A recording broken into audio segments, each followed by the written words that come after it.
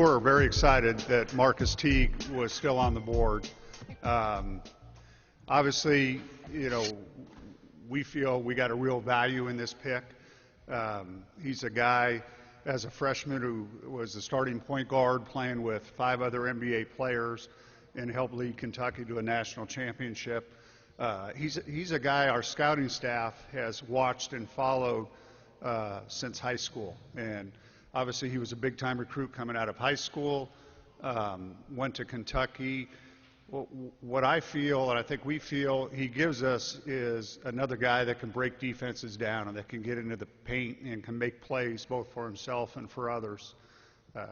All the reports, all the background that we did on him, everybody said he's very, very competitive. He's a winner. And that's something that you guys know over the years we've stressed when we had opportunities to get guys that we feel will fit into our organization and our team that come from high-profile winning programs that have experienced winning. So he's got great speed and quickness, and we think a very, very high ceiling, and really thought he was a value to get Marcus at the 29th pick. As Gar mentioned, the fact that he's been in a number of big games, I think, is important.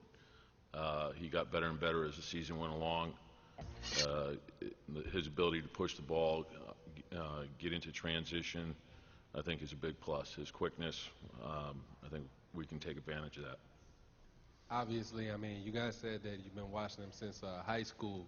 I mean, he's not that old. I mean, 1 year in college and everything. When he was in high school, he had a reputation of being more of a scoring first point guard. Last year, like you said, he had to play with 5 other NBA players. He had to distribute more. People criticize him for being up and down, but by the end of the season, he kind of settled into a groove. Right. How can you envision him, being utilized as a rookie?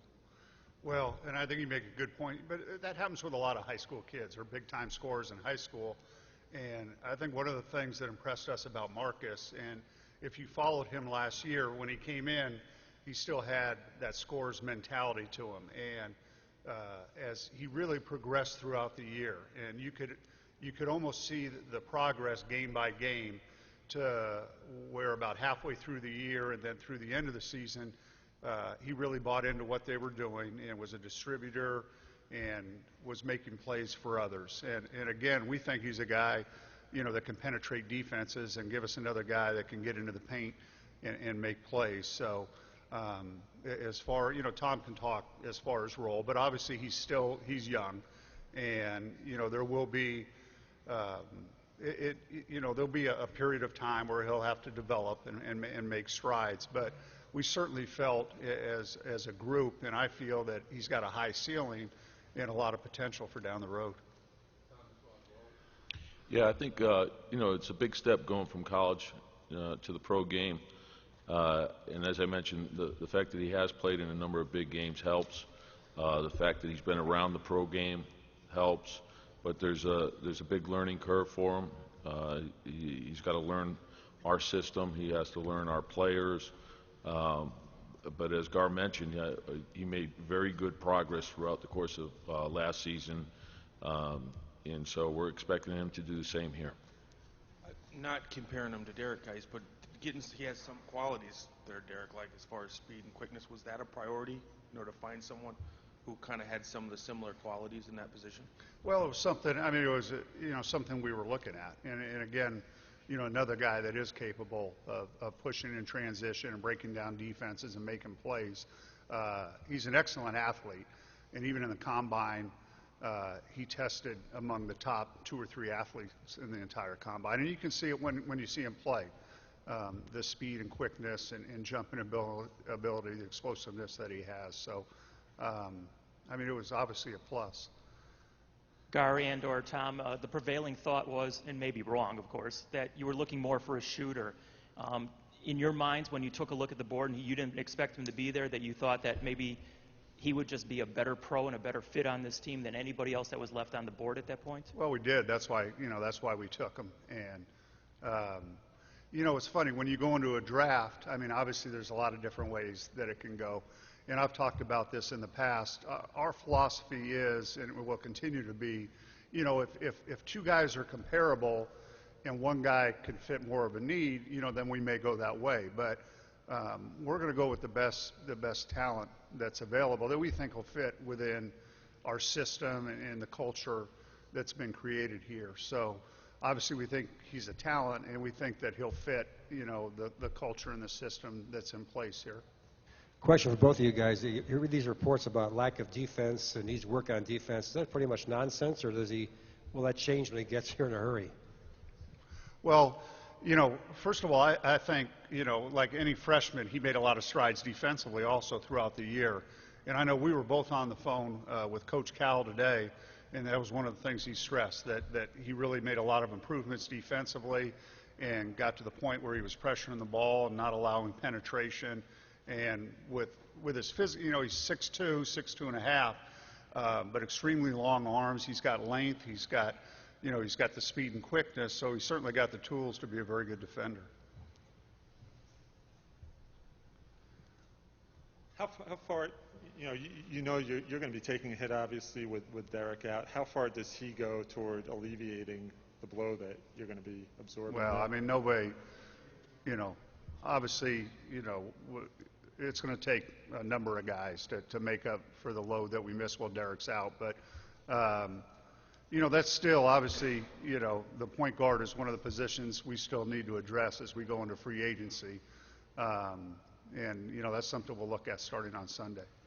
Gar, so many rumors before the draft about what you might do and how it involved the future of the next couple seasons. How close did you come to trading Luol Deng or other players? Can you talk about that philosophy and the fact that you didn't, what that says? Well, as you know, David, I mean, we don't respond to rumors. I've said this before pretty consistently.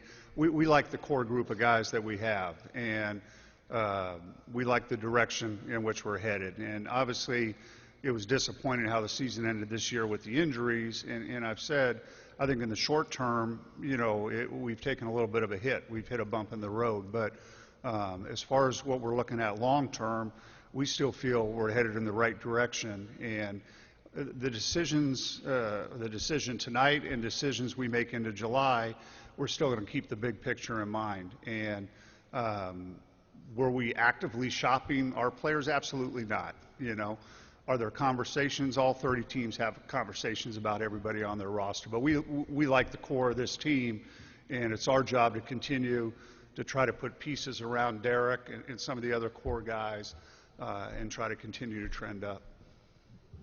Gar, obviously the core has been very good, but you've also got 4 high-priced, high-salaried players.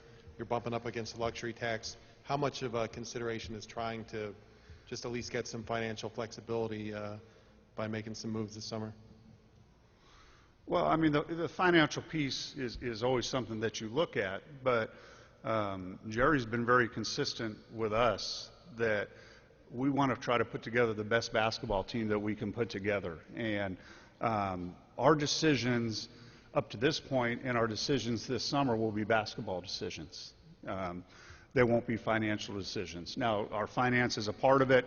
Going out the next 3, 4, 5 years, it always is in any decision you make. But we're making basketball decisions. For Tom, could you anticipate any scenario at all in which Teague would be the starting point guard beginning of next season or at some point? Well, we're going to, he's going to make a big adjustment going from college to the pros. So the first part is learning how to be a pro, and then it's going to be based on performance, how he does. So he has to learn our system, learn the league, and then we'll see where we are. So that was a no. It's not a no or a yes. Okay. It's the first year you're always looking at a player to come in and learn the system and the league, and if he shows that he can handle playing, then he'll play. Cut me off already.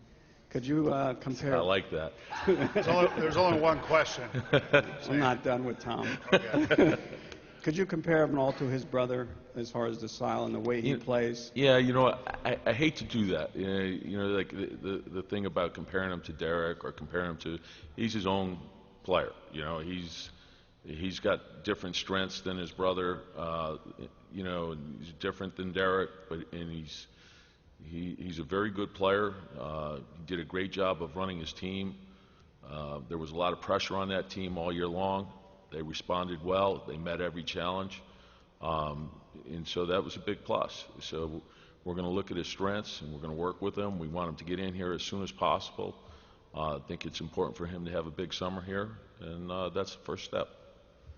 Hey, Gar, in the back, you talked about the fact that you were going to look long-term as opposed to worried about what's going to happen in the immediate future.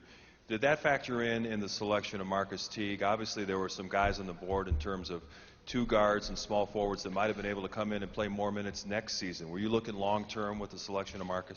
I mean, we always are. You got to weigh both things. But, I mean, we thought in evaluating what was left on the board that he was the best prospect left on the board. And it is an area where, you know, look going forward the next 3, 4, or 5 years, you know, we're going to have a need there, and we're going to have needs at several places. But, again, we were going to draft the best player. We weren't going to draft for a specific need. We're the best prospect we thought was left.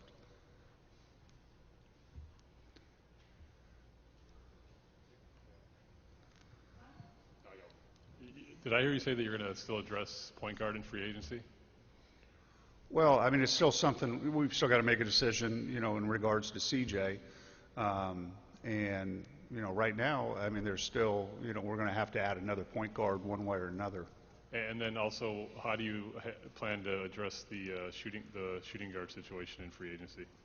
Well, again, I mean, we've got, you know, we've got several positions that we need to address in July. So that's something obviously we've already been working on to some extent. And then starting Sunday, we can start to have contact, you know, with free agents.